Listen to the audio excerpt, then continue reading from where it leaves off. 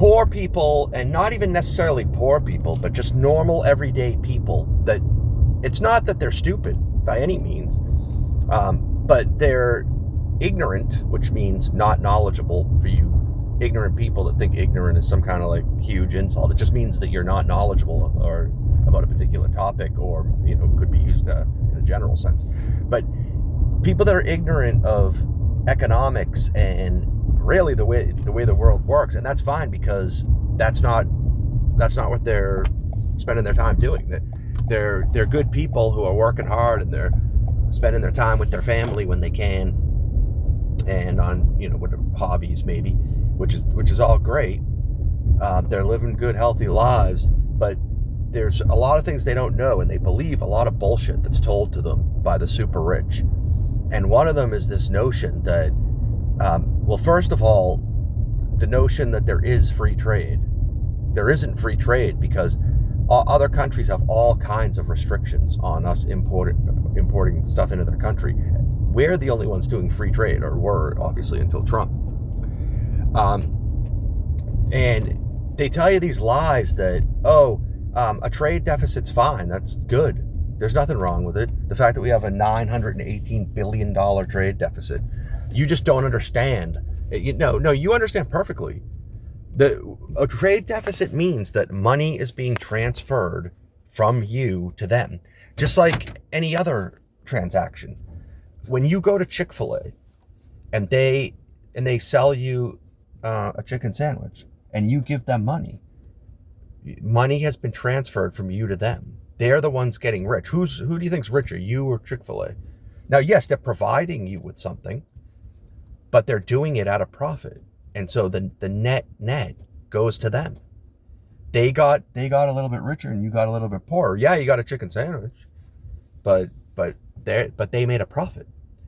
And so when you have a trade deficit with a country, that's a wealth transfer from you to them, plain and simple, as a country.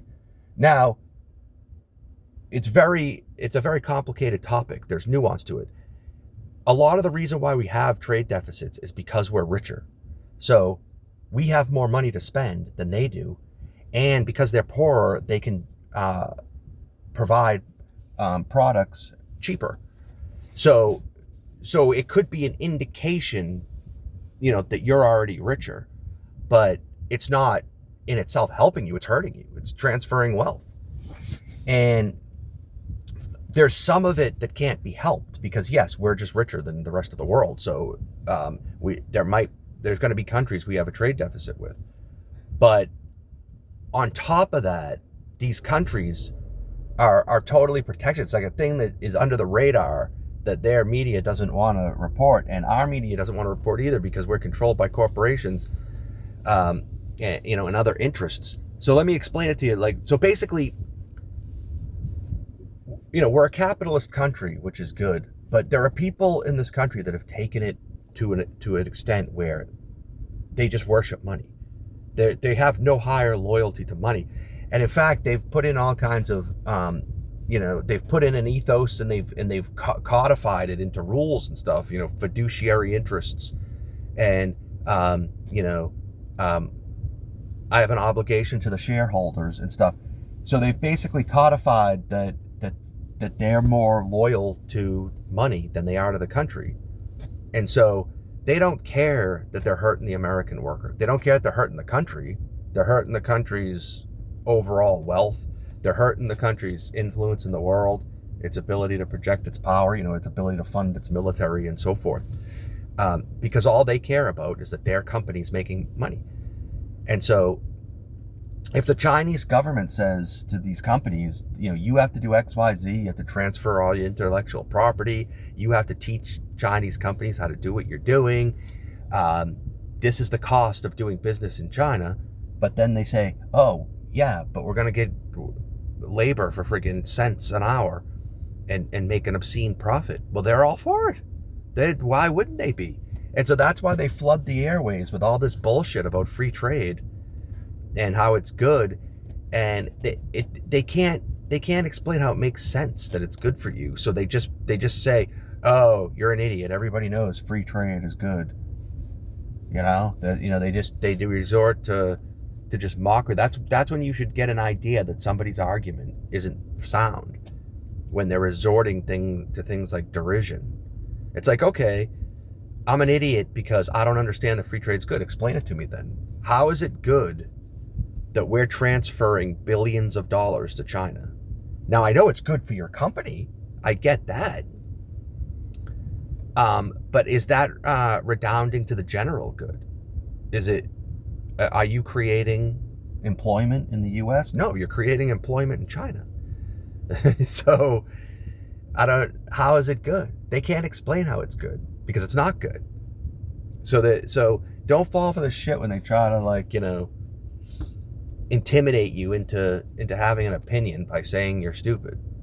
Just because, they control the media and they control a lot of the information that goes out doesn't mean that what they say is true. It just means they have a louder voice. So yes, just like if you spent $200 billion at Chick-fil-A, that's going to make you $200 billion poorer, and it's going to make Chick-fil-A maybe not $200 billion richer because they do have costs, but it's it's going to make them a lot richer, whatever their profit margin is, and it's the same thing. If you have a $200 billion trade deficit with a country, you just made them $200 billion richer, and you $200 billion poor. And it's just a testament to how incredible this country is when you really think about it.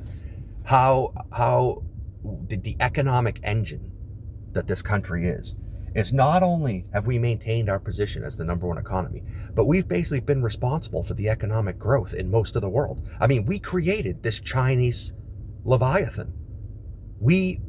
All of China's wealth is due to a wealth transfer from us. Same with Europe. I mean, these economies, they based every place else in the world that has economic power, they have based their entire economy on exporting to us. I mean, it's really amazing that we've been able to sustain it, but it doesn't mean that we should keep doing it. And especially now that we face serious challenges. I mean, Europe is becoming more and more anti-American. They're a very unreliable ally, while at the same time we're facing an existential threat in China. Now, when I say existential threat, I mean existential threat as the world's most powerful country. I mean, that is a serious, serious threat, and they don't share our values whatsoever. And the sad thing is that we created this threat. China could not have done this without us. There's no way. If we had decided back in, any time, obviously back in like 1980 when it first started, but we probably couldn't have seen it then. But even, in the 90s or even in the year 2000, we could have put a complete stop to them anytime we wanted to. So it's on us. But long story short, we're just not in the position to prop up the entire world anymore. We got to start looking out for ourselves.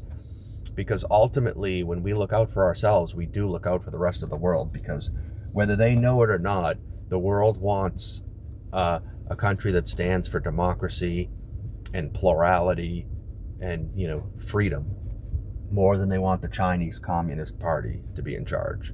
I can tell you that.